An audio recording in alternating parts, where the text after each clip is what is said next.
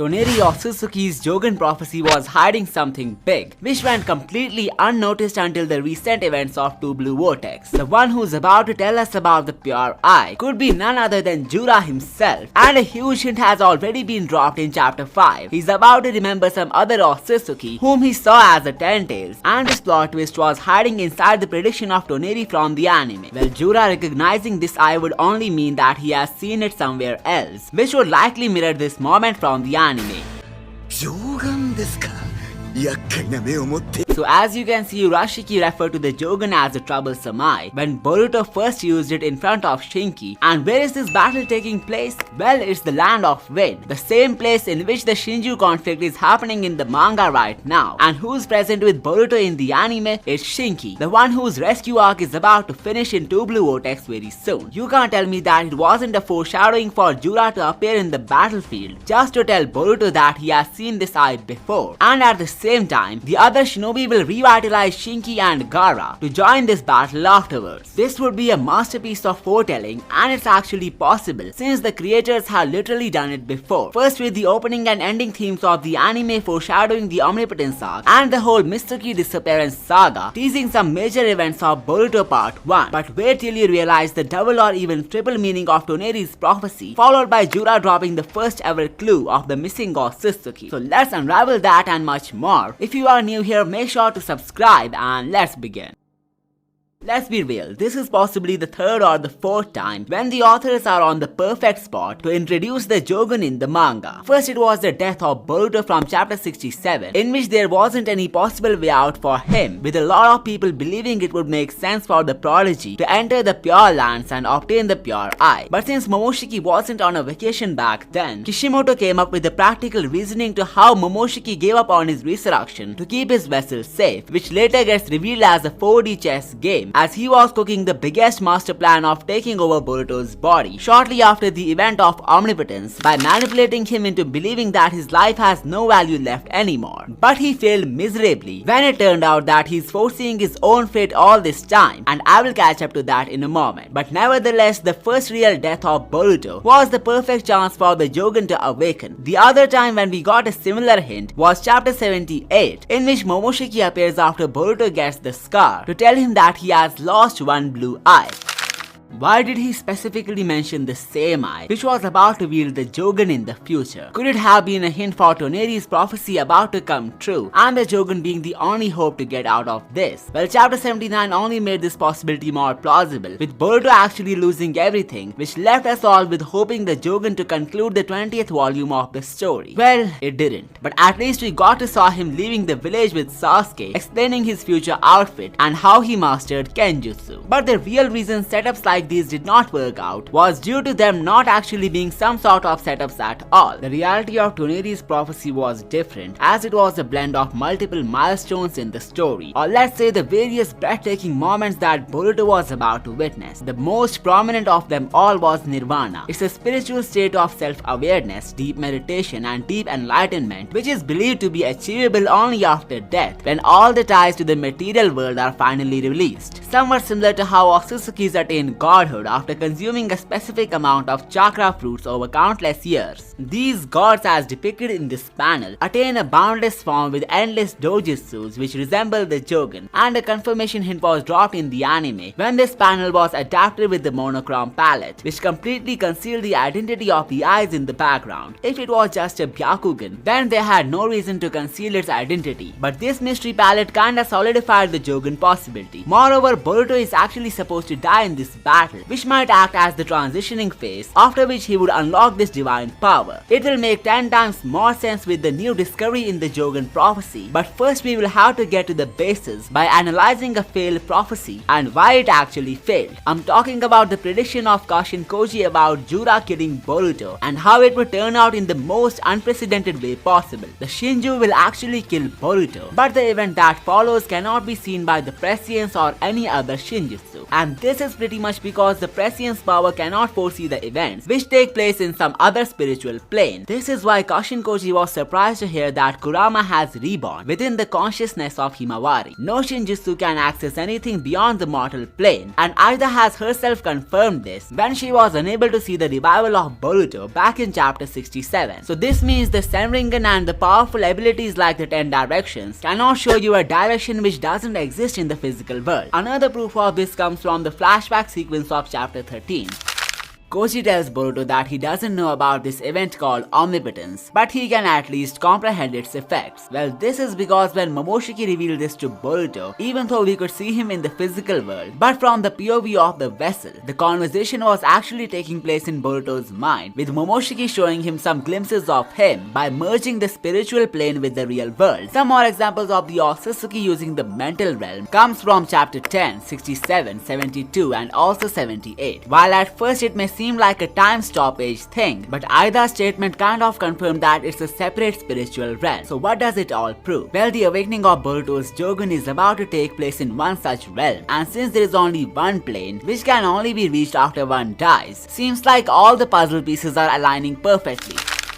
Kashinkoji says Jura will kill Boruto, and if that ends up happening, then his soul would enter the afterlife, also known as the Pure Lands. Whatever would happen with him in this plane won't be visible to prescience or any future side power, simply because they cannot access realms beyond the mortal world. And since Koji doesn't take in the possibility of Boruto coming back to life, he possibly won't be able to see a future in which the aftermath of that event takes place. So in simple words, there is no way for prescience to show him the Jougan's awakening, cause it's about to happen in a plane which is located beyond the physical realm. And the reason I believe the Pure Eye will awaken in the Pure Lands is not because of its name, cause that would be dumb to assume. Rather, it's due to the method of obtaining the boundless form, which is different than an Otsutsuki attaining godhood. So what I'm about to say was in my mind ever since I read chapter 75 of the manga, where Shibai Otsutsuki was introduced. And finally, after all these years, I now have a theory where I can perfectly articulate this finding as a cherry on top. So Shibai used the karma to resurrect for thousands of years, on top of devouring countless number of planets as well. This made him a god, a stature that can only be attained with hard work and dedication, something that not every Otsutsuki is lucky enough to witness. But here comes the twist. There is actually another boundless form of the god Otsutsukis, which can only be activated after they leave their body to ascend to a higher plane of existence. The main key difference between both these forms is that the unbounded one would turn the Otsutsuki into a peerless existence, as well as evolving all his eyes into their ultimate form. And as for what the ultimate form of each dojutsu is, well, it's the Jougan, the infamous Pure Eye. So basically, this transcendence to a higher dimension is actually a purifying transition for an Otsutsuki god. The logic behind this comes from the weight of mortality, in which an entity would require multiple mediums for different functions before ascending to the higher form. But after the transition takes place, every ability that initially required a different dojutsu to perform would get condensed into one pure power, which is the Jougan.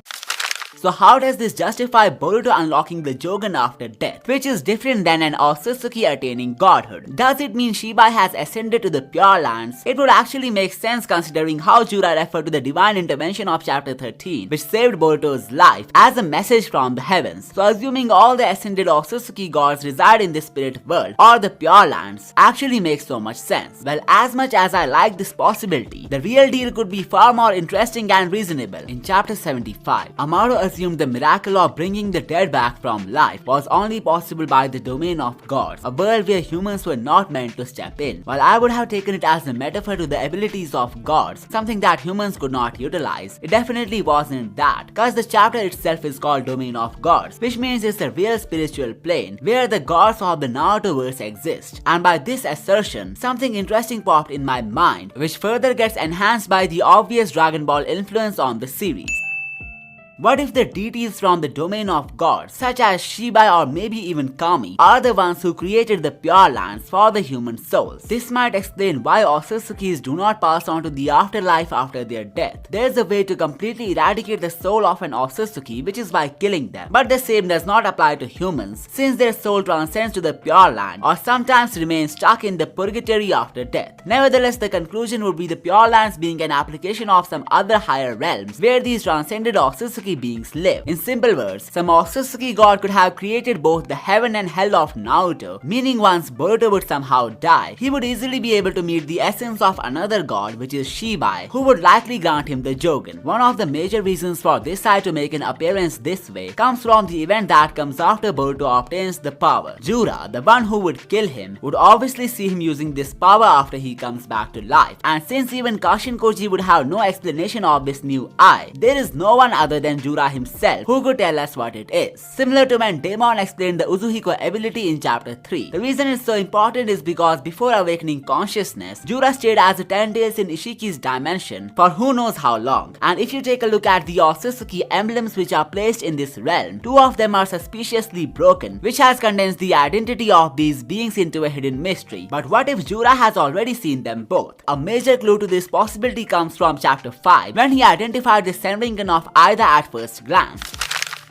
While it's still not known that how they were able to catch her spying, it may be an after effect of the Shibai DNA reacting with the Ten Tails genes, which provides them a divine awareness, something unique to Otsutsuki gods. I could also use the word omnipresence here, which would clearly explain how Jura was able to feel what his fellow Shinju were going through. Anyway, the fact that he knew about this eye only means that he had seen some Otsutsuki using it, and it must be one of the two missing Otsutsuki. So if one of them was using the Senringan, what if the other one was using the Jougan? And that would explain how he is the perfect person to give us the first ever manga canon Jougan lore. So not only is the death of Boruto a setup to awaken the Jougan, but this whole event was actually teased in the anime, not once but 2 times. First it was the New Way arc, when Toneri appeared in Boruto's dream, telling him that your eye is the star of hope against the destruction that would come to pass. But in the same prophecy, he tells him that it would guide him to the light, which will help him dispel the darkness. And contrary to popular belief, I think there was a hidden clue for both Jura and Kawaki in this prophecy. They were disguised as different metaphors that no one ever noticed. So in the beginning he says your eye is the star of hope against the destruction that will come to pass. Here I feel like the destruction is a metaphorical reference to Jura, since the Ten Tails were seen as monsters of destruction throughout the series. The reason the star of hope is important here is because the circumstances faced by Boruto would be pretty hopeless, as there is no way for him to get out alive from here. In addition to that, if you remember the attribute given to Kashinkoji by Ishiki, it was the star of change, and upon thinking about it, Koji did actually try to change the odds in their favor as much as he could, but eventually he reached a point where he could not save Boruto from an inevitable death, as him dying would mean that nobody would be able to save the shinobi world. And if you think about it, Koji was a symbol of fate himself who got defeated by Ishiki, which could have meant that he would eventually get replaced by somebody else who would then handle the wheel of fate. Looking at how the path that he had found by 10 directions failed, it's pretty obvious that they would now require an even greater power to stop the worst from happening, and that power is none other than the Star of Hope Jougan itself. Now with the destruction being a reference to Jura, what if when he says it will guide you to a light that will dispel the darkness, he's actually talking about Kawaki here. The Kokugan is translated as the black eye, which is depicted as absorbing the light from its surroundings. This means both Jura and Kawaki are about to meet their end through the Jougan, and the pureness taking over the darkness would be a pretty symbolic representation of their battle.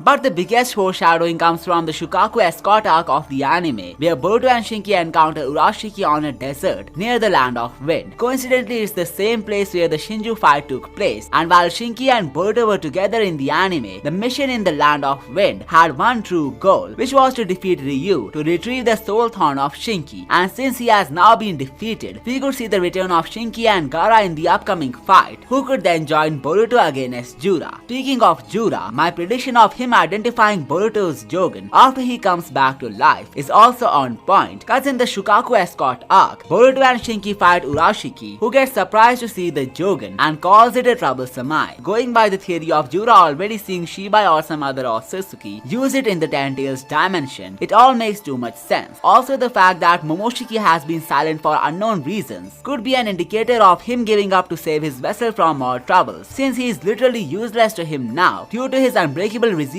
from fear and manipulation. But what if it's actually Momoshiki who's about to come back against Jura? Well, that's what I discussed in my last Jougan video, so check out the right one to find out more. I will see you next time.